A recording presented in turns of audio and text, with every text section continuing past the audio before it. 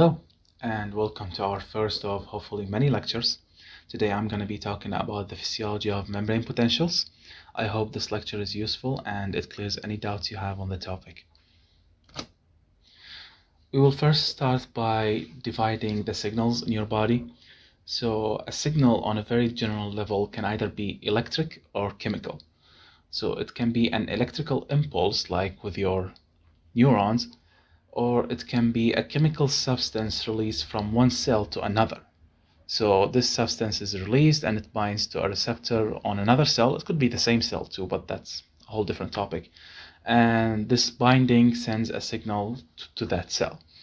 Now, we're going to be talking about electric signals, and the way those are different is that they are much faster at transmission. So they travel at really high speeds, but they're not as efficient. They do not have as a long-lasting effect as chemical signals. So they're more like for the immediate response, whereas chemical signals are slower at transmission, but they are slow and steady. That's the way they work. We should look at the structure of the neuron. So a neuron has those projections right here, which are the dendrites. So the dendrites is the neuron's means to listen and receive signals from other neurons and other cells. So you can think of it as the ears of the neuron. You have the body, which houses the nucleus and is the central processing hub for the cell. It's also known as the soma, as soma means body. This long tail is the axon, which is mostly what we're going to be talking about. Its job is to transmit the signal from the body away towards its destination. So this axon here can actually be really long. And at the end of the axon, you have your axon terminal, which is what passes the signal from the end of the axon to the receiving cell.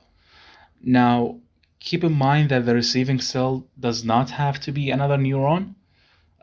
This axon could actually be secreting into a blood vessel. It could be communicating with a muscle, and it also could be communicating with another neuron. So just keep that in mind. So because we have a membrane around the axon, this membrane creates two different compartments. It creates a space inside the cell, the intracellular space, which has the intracellular fluid, and a space outside the cell, the extracellular space. And within these two compartments, we have ions, so potassium, sodium chloride, and protein anions, which we're going to talk about.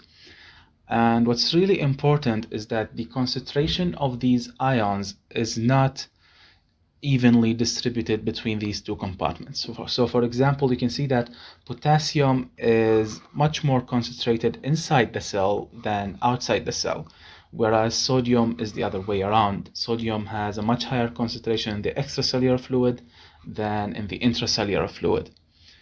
For chloride, it also has a higher concentration in the ECF than the ICF. And then we have those non-diffusible protein anions. Now, those are just protein molecules, so they're large molecules that are negatively charged. And what makes them special is that they cannot diffuse through the membrane, and they are only in the intracellular fluid, which will become important in a bit. Now, that's a good question. What creates this difference in concentration? Because usually you think that solutes, not necessarily ions, would love to be evenly distributed across the solution. But because we have the membrane, there are three factors that create this concentration gradient. First off, we have the membrane permeability. The plasma membrane of the cell is semi-permeable, meaning that it allows the diffusion of some ions more than others. For example, the membrane is permeable to potassium, very highly permeable to potassium, but it really does not allow sodium to pass through the membrane. So it's impermeable or has very low permeability to sodium. And because of that, you get different concentrations of ions between the two ICF and ECF. You have your pumps. So pumps are really cool. They are just proteins that transport ions. And the most common example is the sodium potassium pump, which moves sodium from the inside to the outside of the cell and potassium from the outside to the inside. Notice how it moves sodium against its concentration gradient. So it's moving sodium from the lower concentration to the higher concentration. Sodium wants to move from the higher concentration to the low concentration, but this pump is forcing it to move against its concentration gradient, and the same for potassium, because potassium is concentrated inside the cell and the pump is pushing it inside the cell. So because this process is happening against the concentration gradient, it's a form of active transport, meaning that this pump will need to use some energy in the form of ATP to do its job. And then we have the Donan effect. Well, you remember those negatively charged proteins we talked about? Well, we said that they're not diffusible through the cell membrane, which creates a very special effect. So let's take chloride, for example. Chloride is an anion which is at a very high concentration outside the cell than inside the cell, and the membrane is permeable to chloride. So why does not chloride move from the outside to the inside? Well, there is another force that we'll talk about shortly, which is the electric force. Basically, since chloride is negatively charged, and those proteins inside the cell are also negatively charged, negative charges really do not like existing in the same place as each other. So they repel each other, and those negative anion proteins are pushing chloride outside the cell and making it more concentrated on the outside. And this is basically what the Donan effect is, and it happens when you have non-diffusible anions in one of the compartments. In this case, you have it in the intracellular fluid. Now, because those ions, which are charged, are at a different concentration from each other between the two spaces, we get a membrane potential.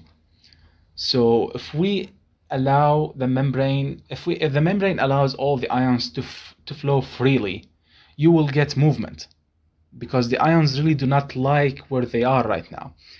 And in that case, we say that the membrane has a potential. There is an electric difference in charge. There is an electric difference in charge between the inside of the membrane than the outside. So because we have negative proteins on the inside, you get a more negative inside. And because we have a lot of sodium on the outside is more positive. So in that case, we say that the membrane potential normally is at negative 70 millivolts. Negative because the inside is more negative to the outside. Now, bear in mind, when we say that the inside is more negative than the outside, we mean relatively more negative. Keyword being relatively.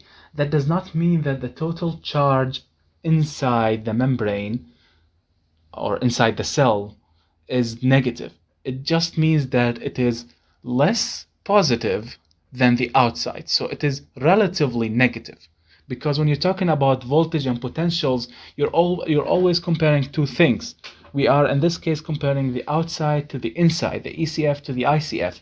And compared to the ECF, the ICF is more negative, and that's why the membrane potential in the resting state, so in the normal state without any stimulus, is at negative 70 millivolts.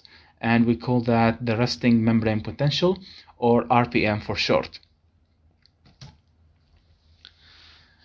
We need to identify the two forces that move ions, and I think we already talked about that. You have your chemical gradients, so ions want to move from the high concentration to a lower concentration, and then you have the electrical gradients, which means that ions of similar charges repel each other. So in the example of the Donan effect, the negative proteins repel chloride, and these forces actually act against each other.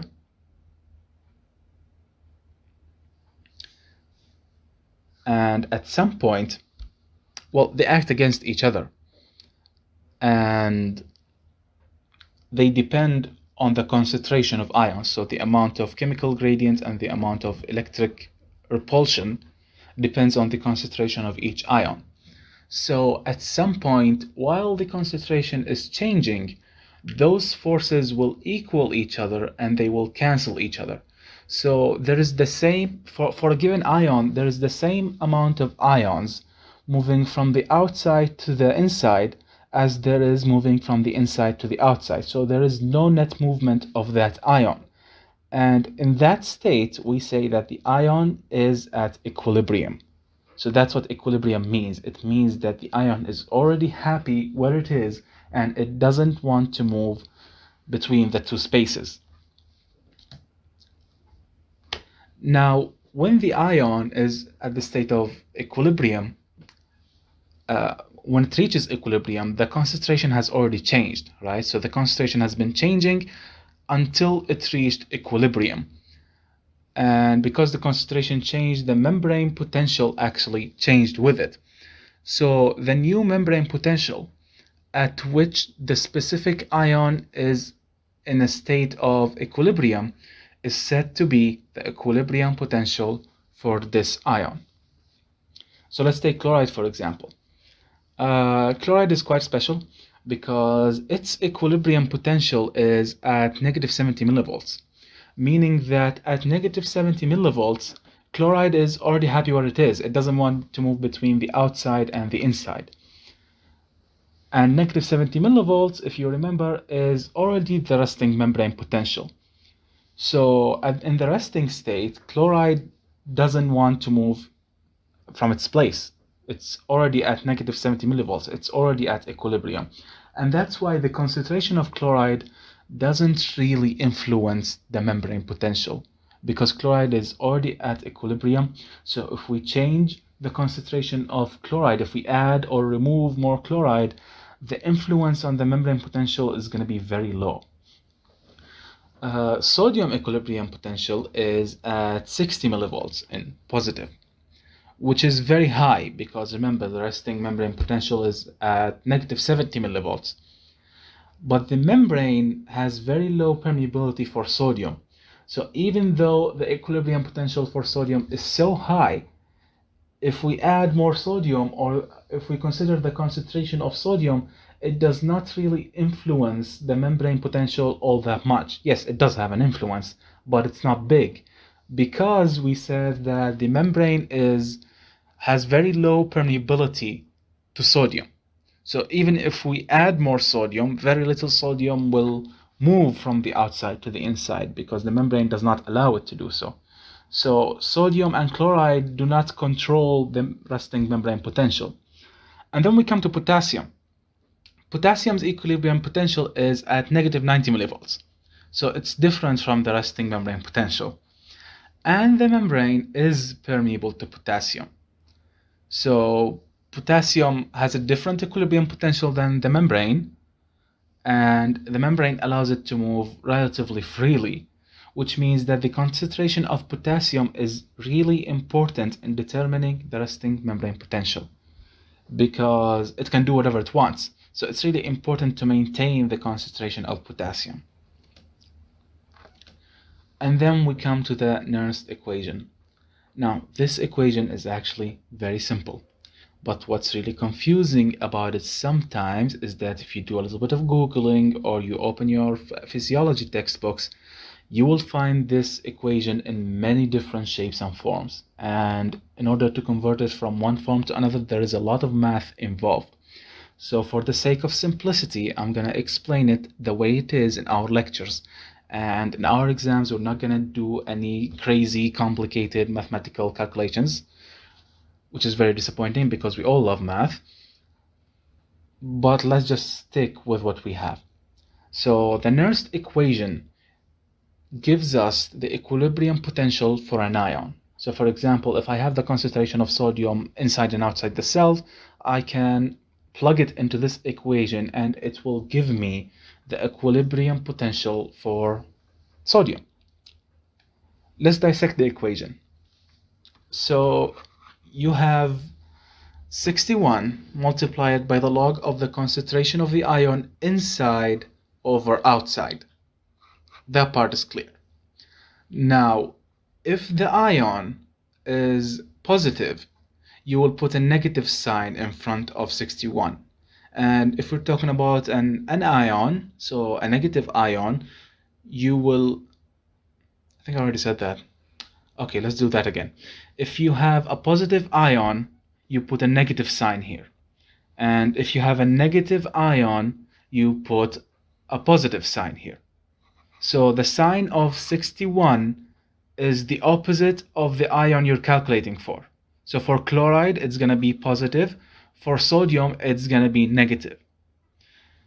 Now, for your own knowledge's sake, where did this 61 come from? Well, the original equation does not have any 61 in it. It has this expression, RT over Fz. And those are just constants.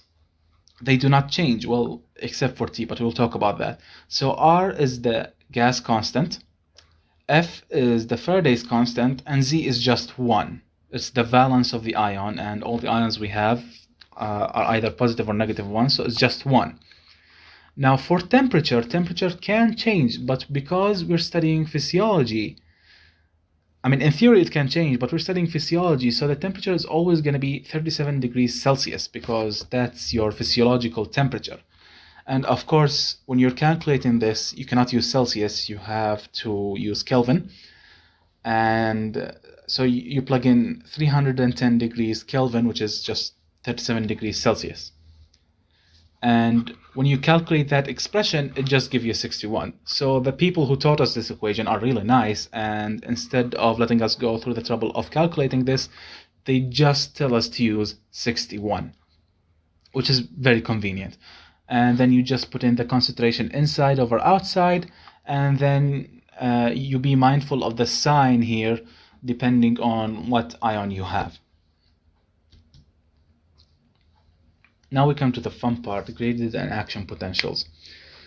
So when we say graded or action potentials, we mean that there was a stimulus for the cell, and that stimulus caused a change in the membrane potential, a temporary change. Now this change can either be a graded or an action potential. And the difference in between them is that graded potentials, they happen on a small part of the membrane. So you remember that long axon we talked about? If we have a graded potential, it will not spread through the entire length of the axon. It just happens very locally on the membrane. So only a small part of the membrane changes its potential, and the signal does not spread. Now another thing that makes graded potentials different is that the magnitude of the potential, so the amount of depolarization that happens, which we'll talk about that. So how large the potential is proportional to how strong the stimulus is. So you have a larger stimulus, you have a larger potential. You have a lower stimulus, you have a lower potential. Pretty straightforward. For the last point, if the graded potential is strong enough, it will depolarize the cell to threshold and trigger an action potential. So what does depolarize mean?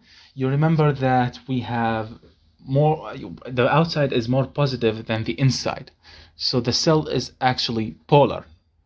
Now, if there is a stimulus which changes the membrane potential by making the inside more positive, it is depolarizing the cell, because now the inside also has a positive charge and the cell is not polar, whereas in the normal state it will be positive and negative. Now the inside is less negative, it's more positive. So that's what depolarization is. And if there is enough depolarization caused by the graded potential, this will trigger another kind of potential called an action potential. That's a lot of potentials. And the way we determine that is that there is a value called threshold. So if the graded potential is strong enough to reach the threshold, you will trigger an action potential. But if it is below threshold, nothing will happen and the graded potential will end and the cell goes back to normal.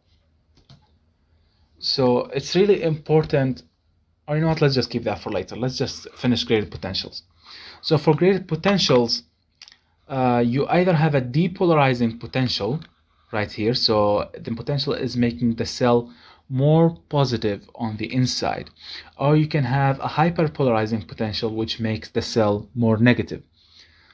Now, what do we conclude from that? We conclude that a graded potential can either excite the cell and stimulate it in order to trigger an action potential. So if it's making the inside more positive, it is approaching this threshold line. This is threshold. And if it reaches threshold, this giant action potential will happen. So if that graded potential is depolarizing, it is stimulating the cell, it's exciting it, it's making it more likely that the cell will fire and create an action potential. Now, if it's the opposite and it's making the inside more negative, it is an inhibitory potential, meaning that it calms the cell down and it makes it less likely to trigger an action potential, because you can see a hyperpolarizing graded potential is moving the potential away from threshold, so it's unlikely that a stimulus will travel all this distance to reach threshold. Now we talk about action potentials. An action potential is different from a graded potential, first off, by the fact that it spreads through the entire axon. So this is a very nice illustration on the right. You can see that the action potential actually starts from the cell body, and then it triggers other action potentials, and those move along the axon all the way to the axon terminals. So a graded potential would start here and it will end here. It will not move. But an action potential will start here and it will trigger action potentials on other parts of the membrane, and those will trigger action potentials on the next part and the next part until the signal travels the entire length of the axon. So you can think of action potentials as pieces of dominoes, and if you push one of them, all the pieces are going to move and hit each other and the signal will travel. So that's a very nice analogy for you to remember there. So it spreads through the entire membrane, and an action potential occurs if the graded potential stimulates the cell to threshold. So we go back here to threshold. Now the thing about action potentials is that they follow the all or nothing principle. So if you have a graded potential that reaches threshold, it touches threshold, you get a massive action potential here. Now, if it exceeds threshold, or if it's a really large graded potential, it doesn't matter. You will still get the same amount of action potential. So the action potential magnitude does not depend on the magnitude of graded potential. As long as the graded potential reaches threshold, you will get the exact same action potential. So all we care about is whether the graded potential reaches threshold or not. Now, if the graded potential does not reach threshold, no matter how close it is, you will not get an action potential. So it's either you get the whole thing, either you reach threshold and you get a maximum action potential, or you do not reach threshold and nothing happens. So that's the all or nothing action principle. For the third point, yes, we said that the magnitude of the action potential does not depend on the strength of the stimulus. And they also rely on the all or nothing principle. Now, let's talk about the phases of the action potential, because you see the graph for an action potential is actually a little bit more complicated than a graded potential. So let's take it from the beginning. You are a cell and you are at the resting potential of negative 70 millivolts. Now a graded potential happens and that graded potential reaches threshold. So from threshold, now we have an action potential. In the first stage of the action potential, it's called the depolarizing stage, because it is actually the inside of the cell is becoming very rapidly more positive. It's becoming less polar. It is approach, its value is increasing. So that's the depolarizing stage.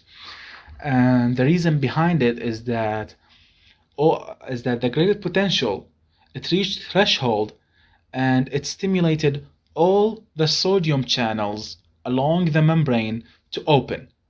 Now remember that sodium really wants to flow inside the cell because it's at a very high chemical gradient. So when all the sodium channels open, sodium is really happy to move inside the cell, and because of that influx of sodium, the inside of the cell becomes more positive very rapidly. So more so that the cell actually becomes more positive than zero. So so it does not stop at zero, and it approaches 50 millivolts. And from 0 to 50 millivolts, we call that the overshoot phase because the cell has overdone it. It was too excited. And after the overshoot phase, after you reach this top point, the membrane potential start to goes back to normal. Why? Because at this point, the sodium channels close. So you have no more influx of sodium, and the inside of the cell is already positive. So what the cell does is that it opens its potassium channels. So remember that potassium wants to move from the inside to the outside. So if potassium, which is positive, moves from the inside to the outside, that would make the inside more negative. So you can see that because the potassium channels opened, the inside of the cell is actually becoming more negative. And it will keep dropping until it reaches below negative 70 millivolts. So potassium was flowing so fast that the membrane is more negative than it was when it first started. It's below negative 70, which is called the undershoot phase. And then it steadily goes back to normal. Now, what happened is that sodium flew from the outside to the inside and potassium from the inside to the outside. And now the cell is back to normal. But not really, because now you have sodium in the inside and you have potassium on the outside. And it should be the other way around. So potassium really shouldn't be on the outside. It should be in the ICF. And so the sodium potassium pumps actually start kicking in, and they start pushing sodium from the inside to the outside and drawing potassium from the outside back to the inside of the cell, and they restore the original concentration gradient, and you can see that the membrane potential slowly recovers back to negative 70 millivolts. Now this is our final slide, the refractory periods.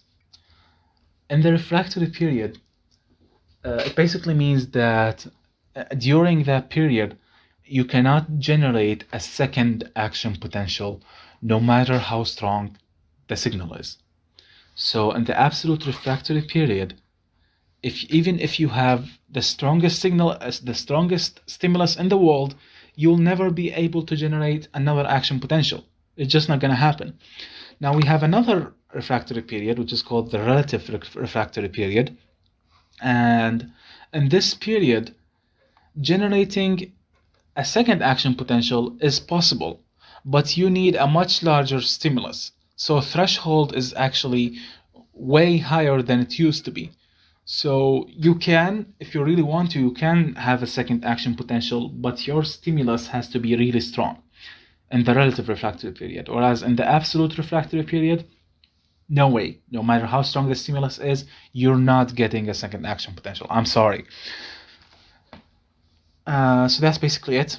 But I really just want to elaborate on why we have the refractory periods, and I'm going to use this diagram. If you don't understand this, it's fine, but it's for your own sake. So we said that during the depolarizing phase, all the sodium channels are opening, and they're all open. Now, the absolute refractory period is from the beginning of the action potential all the way up here and down to the first third of repolarization. So during this period, from here to here, you cannot generate a second action potential. Now, I want to talk about why.